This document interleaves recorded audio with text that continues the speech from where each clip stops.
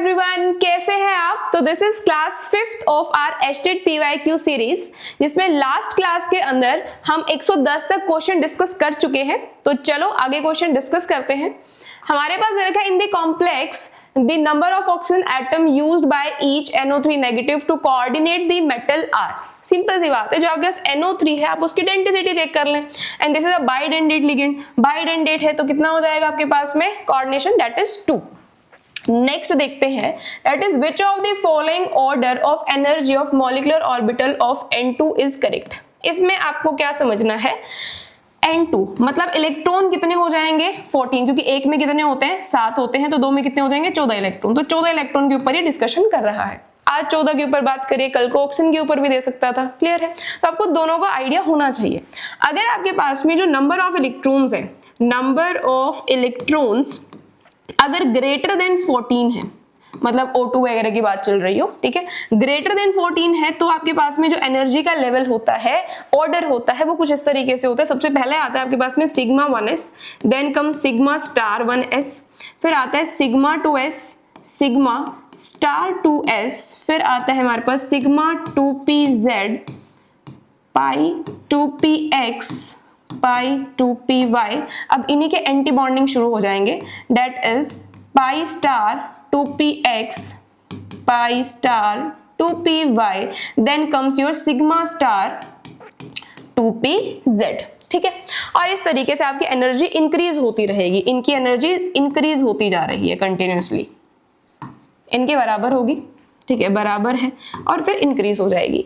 ये कहानी है आपके पास में जब नंबर ऑफ इलेक्ट्रॉन्स क्या है 14 इलेक्ट्रॉन से ज्यादा है।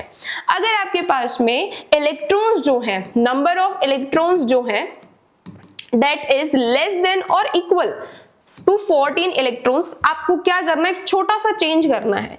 छोटा सा चेंज क्या करना है कि जो ये है ना सिग्मा 2pz और पाई 2px, इनको इंटरचेंज कर देना है आपस में, बस और कुछ चेंज नहीं होगा इसमें। क्लियर है, बाकी सारा सेम है, इधर का सेम है, लास्ट का सेम है, सिर्फ इतना सा डिफरेंस है कि अगर लेस देन 14 इलेक्ट्रॉन पूछ रहा है, इक्वल टू 14 इलेक्ट्रॉन पूछ रहा है, तो आपके पास में जो पाई 2px है और पाई 2py है वो पहले आ जाते हैं किसके, सिग्मा 2pz के। क्लियर है, तो इनमें से कोई भी ऑप्शन एज सच मैच नहीं कर रहा है हमारे, तो ये बोनस हुआ था इस क्वेश्चन का। तो आपको करेक्ट आंसर वैसे पता चल गए हैं, कुछ भी चेंज करेगा इस क्वेश्चन के अंदर तो भी हम कर पाएंगे इजीली। चले नेक्स्ट क्वेश्चन देखते हैं। Yes, thermodynamically the most stable form of carbon is, कौन सी होती है थर्मोडायनेमिकली सबसे ज्यादा स्टेबल होती है आपकी ग्रेफाइट। ऐसे कुछ क्वेश्चन आपको बिल्कुल टिप्स पे याद होने चाहिए। नेचुरली सबसे हार्डेस्ट सब्सटेंस कौन सा होता है, वो होता है आपके पास में diamond. Thermodynamically most stable form of carbon क्या होती है, ग्रेफाइट। तो ये आपको पता होने चाहिए। चले नेक्स्ट क्वेश्चन है आपके पास में।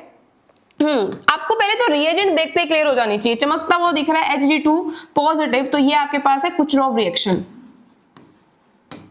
कौन सी रिएक्शन है, कुचरॉफ्स रिएक्शन होता है। बेसिकली हम इसमें कुछ नहीं करते, जो आपकी अल्काइन होती है उस पे H पॉजिटिव और OH नेगेटिव का क्या दिखाते हैं, एडिशन दिखाते हैं। ठीक है, एडिशन के लिए इनको बॉन्ड तोड़ने पड़ेंगे अपने, आओ देखो कैसे करते हैं।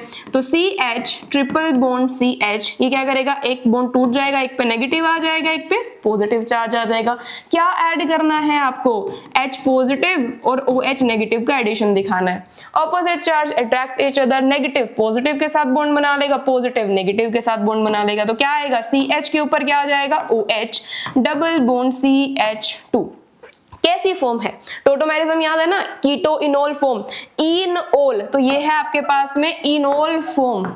इसको आप क्या करोगे, टोटोमराइज करवा देंगे, टोटोमर बना देंगे, क्या बन जाएगा, ये बॉन्ड इधर शिफ्ट हो जाएगा, हाइड्रोजन आपका यहां बन जाएगा, तो क्या हो जाएगा H C double bond O, और इधर आपके पास में आ जाएगा व्हाट, CH3। कीटो फॉर्म में आपको ऑप्शन हमेशा देखने को मिलता है, तो क्या ऑप्शन आ जाएगा भाई, ये आ जाएगा H C double bond O, yes ये last option, H C double bond O CH3, मतलब 2 कार्बन का एल्डिहाइड मिल जाएगा आपको। क्लियर है, चलो नेक्स्ट क्वेश्चन है हमारे पास में, the number of radial nodes, the number of radial nodes for 4p। Radial node का पहले बात तो फॉर्मूला पता होना चाहिए, ये कुछ भी चेंज करके दे देगा हमें। रेडियल नोड्स जो होते हैं आपके पास में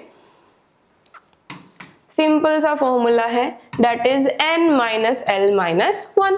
n is your principal quantum number. Principal quantum number क्या होता है? Outermost shell. तो ये क्या कर रहा है आपके पास में 4 बता रहा है, ठीक है। और जो l की वैल्यू है, l की वैल्यू कैसे निकालते हो? s के लिए 0 आती है, p के लिए 1 होती है, s p d f एक एक करके बढ़ाते जाओ, 2 3, क्लियर है। अब p है, p के लिए l की वैल्यू कितनी होती है? 1 माइनस 1 कितना हो जाएगा? 4 माइनस 2 दैट इज 2।